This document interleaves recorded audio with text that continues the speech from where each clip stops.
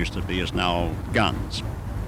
Would that be much like an F-5 that we have here today? That is much like the F-5, yeah. And Matter of fact, they have the same wing. The F-5 and the N-156. Right. And okay, well, let's take a look at an F-5. This aircraft to our right that you're looking at is a Northrop F-5 Freedom Fighter. I believe it was built right here in Northrop, and this particular one was sold to the King of Norway, or the Norwegian Air Force, and you can see the Norwegian markings on the side of the fuselage. Jerry, tell us a little bit about the F-5. Well, the F-5 is basically a converted T-38. You can see this is where the instructor used to sit. It's now the fighter's cockpit. And where the student used to sit, we put in two 20mm cannons. So it's basically the same outside as a T-38, with the exception of the single canopy. For those of you that were here for our holiday parade back in December, I got the unique opportunity to taxi this aircraft down Hawthorne Boulevard. Wow. The kids were pretty impressed, and it's a pretty impressive airplane. We had it in front of the police station for a brief time, and the kids were able to sit in it, and they loved it. And this airplane is supersonic as well. That's right. It goes about 1.4 Mach number. Okay. And for larger airplanes, what kind of missions would a plane like this fly? Well, primarily attack missions where they would drop bombs, but it's also a fighter. It could engage in aerial combat. And as a matter of fact, a version of this airplane is used by the Navy Top Gun Squadron and the Air Force Aggressor Squadron. They use it as a simulated enemy aircraft, and they fight against this. And many times this wins. And this was built right here in Hawthorne. It's built right here in Hawthorne. And you were part of this. You were on the project team that engineered this aircraft. That's right. Very interesting. Very thrilling. You've seen a lot of things in the last many years. Behind us is the YF-23. And that's probably the biggest, most powerful of all of them. Yes, this is one step beyond the YF-17. The YF-17 was built for the Air Force. It was then adopted by the Navy, called the Hornet. And the Hornet served in the Gulf War. We're now building what we call the Super Hornet, which is a larger and faster version. But this airplane, compared to the YF-17, is like a 50,000-pound airplane instead of a 40,000-pound airplane. And it's a very stealthy airplane. And the significant thing about it is it can actually fly supersonic on what we would call overdrive power. It is what they call super cruise, supersonic cruise. And that means no afterburners to maintain supersonic speed. But it doesn't need it to fly supersonically. And that, again, is about 1,500 miles an hour ground speed. And again, you were part of the team that designed this. Yes, I was very active in this design of the airplane. What would you call the tail section on this aircraft? Well, we call it a flying tail. The entire surface moves, and it contributes both to up and down control, and also it helps the airplane to roll. It's a very different looking design. Yeah.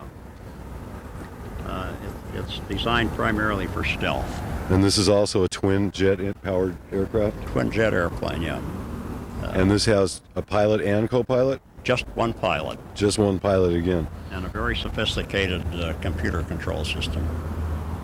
We're really pretty lucky to have as many Northrop aircraft as this all in one place for the public to see. That's right. And again, this is happening Northrop Field. at Jack Northrop Field, Hawthorne Municipal Airport. Right. We're not quite finished yet. We have something special here today. We're going to go see the F-20. This is an F-20 Tiger Shark jet-powered aircraft. It's a fighter plane that was originally designed to be sold to foreign countries. Jerry's not sure what to say about it, but he's told me a lot about it. This is one of only 3 remaining aircraft, which is on loan here from the California Science Center at Exposition Park. Used to be the Science and Industry Museum. This plane was researched and developed by Northrop Corporation at a cost of about $2 billion. That's right. Northrop money. All Northrop money, no taxpayer money. And you were part of the project engineer team on this as well. Right. Now, you had said earlier to me that you thought this airplane was this one flies at about 1.9 Mach? 1.9, yeah. So this is sufficiently faster than some of the faster aircraft we saw earlier. It is. And it's a very maneuverable airplane, and Chuck Yeager was very instrumental in the design of this airplane. He was hired by Northrop as a consultant. So this airplane also has Chuck Yeager's fingerprints all over it. Has Chuck Yeager's fingerprints all over it. This aircraft was a single jet-powered engine. Single engine. And It had the same power as more than two engines, yeah, in the F-5. so the F-5 has roughly 8,000 pounds of thrust with two engines, Yes. and this has roughly 12,000 this pounds of has roughly thrust 12, yeah. with one engine. one engine. So this was quite an aircraft. It's quite an aircraft.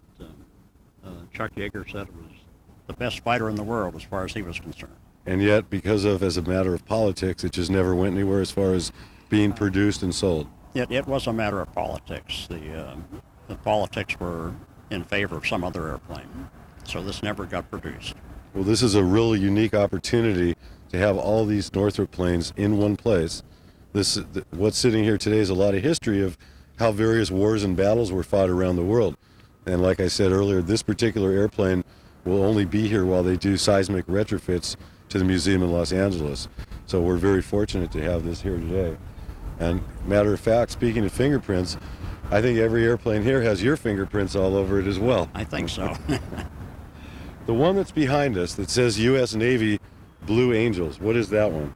That's an airplane that was built by Douglas in El Segundo, and it served on carriers for many years. It was called the Bantam, and it was a good little fighter, but it's subsonic. It only flies about maybe 500 miles an hour. But it served a lot in the Navy. Maybe we can walk over and take a closer look at it. So this is one of the only airplanes here that you don't have your fingerprints on. Right, this was designed and built by the Douglas Aircraft Company in El Segundo. Became a very popular Navy airplane in the mid-50s, but eventually it got outdated. It's only about a 500 mile an hour airplane, but it did serve well in the Navy.